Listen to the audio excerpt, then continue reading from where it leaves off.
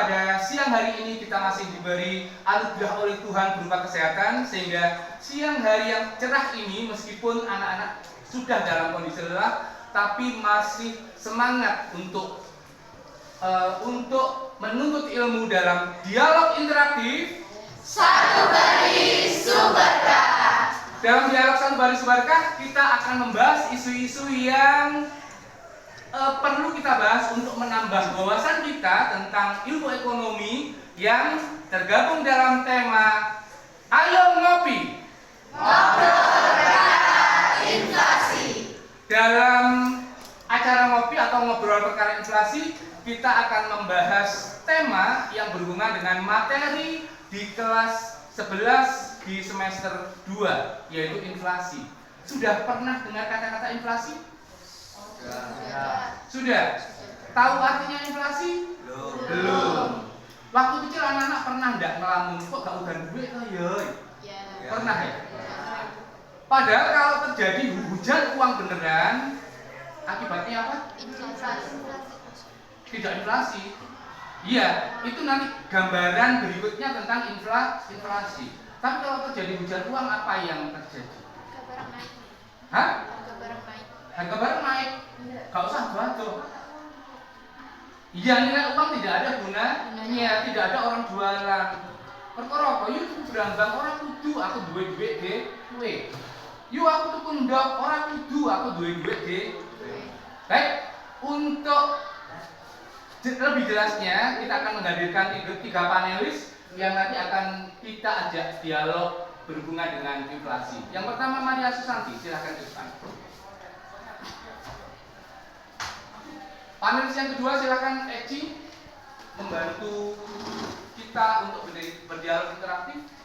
Dan yang ketiga adalah Hartanto. Silakan Hartanto untuk maju ke depan.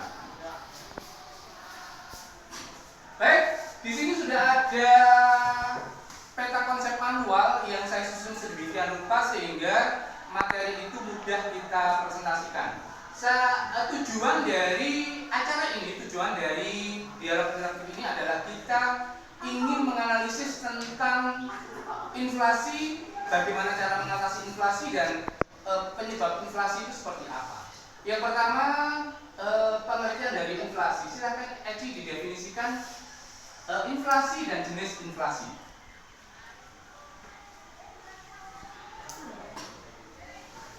Baik, izinkan saya menjawab yang inflasi. Inflasi adalah suatu kondisi di mana terjadi kenaikan harga barang secara terus-menerus. Iya, jenis-jenis inflasinya, Eci? Jenis-jenis inflasi berdasar tingkat keparahannya. Ada yang ringan, kurang lebih 10%, sedang 10 sampai 30%, berat 30 hingga 100%, hiperinflasi lebih dari 100%. Iya, silakan kembali. Terima kasih. Inflasi itu adalah kenaikan harga barang yang secara terus-menerus. Tetapi perlu diingat bahwa kenaikan satu macam barang saja itu tidak dikatakan sebagai inflasi. Contohnya, ketika tidak musim mangga, harga mangga pasti akan mahal. Itu tidak dikatakan sebagai inflasi. Yang dikatakan sebagai inflasi adalah kenaikan satu macam barang yang diikuti oleh kenaikan harga barang yang lain. Contohnya, ketika terjadi kenaikan harga BBM akan diikuti oleh kenaikan harga barang yang lain. Baik, kita lanjutkan.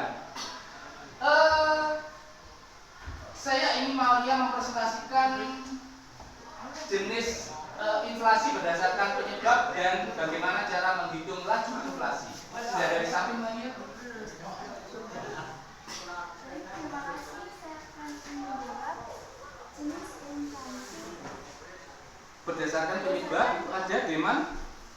Penyebabnya, yang pertama demand pull inflation, cost push inflation, berdasarkan asalnya, price inflation, dan market inflation. Iya. Bagaimana cara menghitung laju inflasi, Maria? Menghitung laju inflasi dengan cara GNP indikator, IHK, dan IHP. Iya, terima kasih. Silakan duduk kembali. Demand pull inflation. Masih ingat kata-kata demand dulu di semester 1 di kelas 1? Demand adalah permintaan, supply adalah penawaran. Demand pull inflation itu adalah inflasi yang terjadi karena adanya kenaikan permintaan. Contohnya, ketika terjadi panen raya di desa-desa atau di kampung-kampung atau di masyarakat, ketika terjadi panen raya banyak orang yang melakukan permintaan terhadap sepeda motor, sehingga harga sepeda motor naik. Itulah yang dikatakan demand pull inflation, inflasi yang terjadi karena kenaikan permintaan. Kemudian ada cost push inflation atau inflasi yang terjadi karena kenaikan biaya produksi. Contohnya, ketika harga bawang merah naik atau ketika harga cabai naik, pasti harga nasi goreng ikut naik. Karena apa?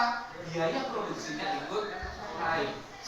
Itu inflasi yang terjadi karena kenaikan biaya produksi. Tetapi yang sering terjadi bahwa inflasi itu merupakan gabungan dari kenaikan biaya produksi dan kenaikan permintaan yang dikatakan sebagai inflasi campuran.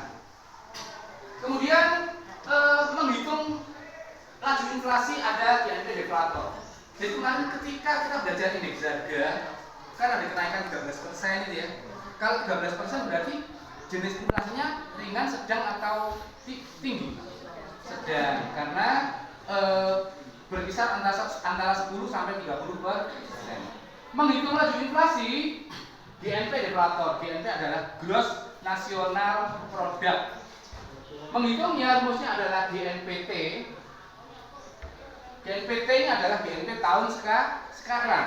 Kemudian dikurangi dengan GNP T-1 atau tahun sebelumnya, dibagi dengan GNP T-1 dikali 100%. Demikian juga dengan IHK atau indeks harga konsumen dan indeks harga produsen.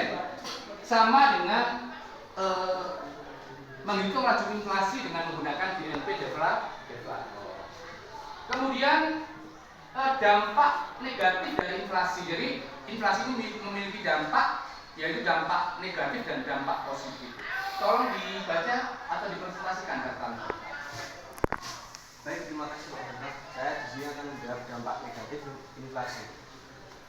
Dampak negatif inflasi. 1. Merugikan orang yang berpenghasilan tetap. 2. Merugikan investor. 3. Merugikan kreditur. 4. Daya saing perusahaan menurun. 5. Efisiensi menurun. 6.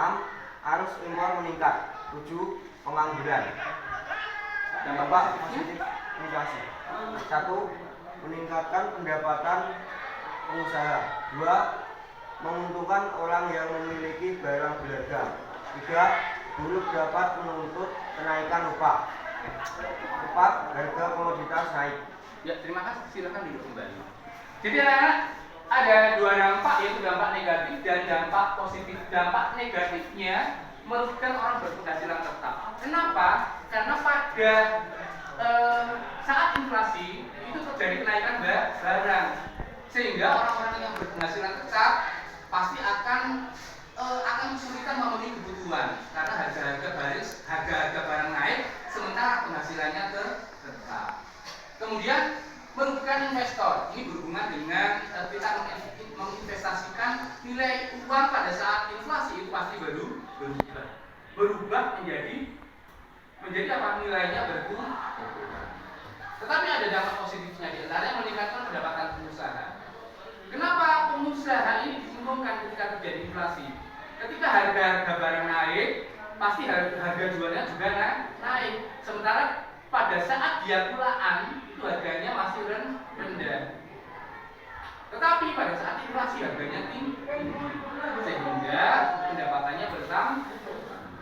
Ada beberapa cara untuk pemerintah dalam mengatasi inflasi, yaitu ada kebijakan moneter.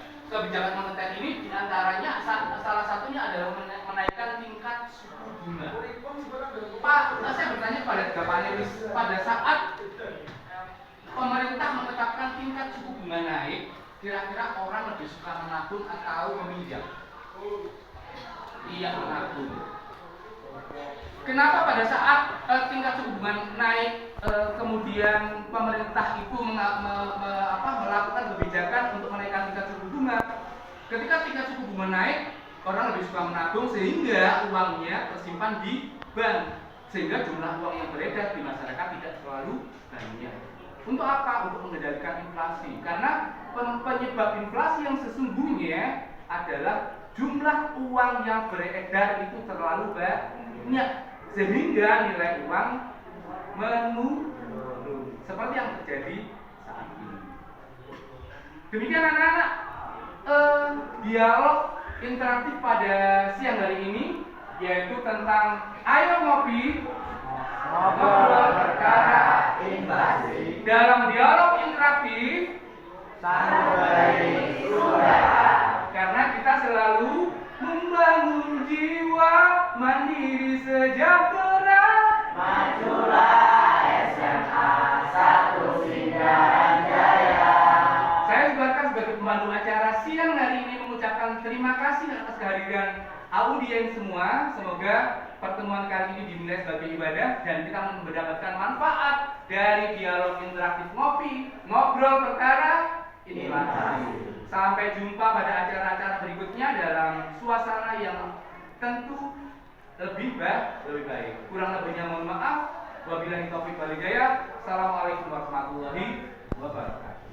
Waalaikumsalam warahmatullahi wabarakatuh.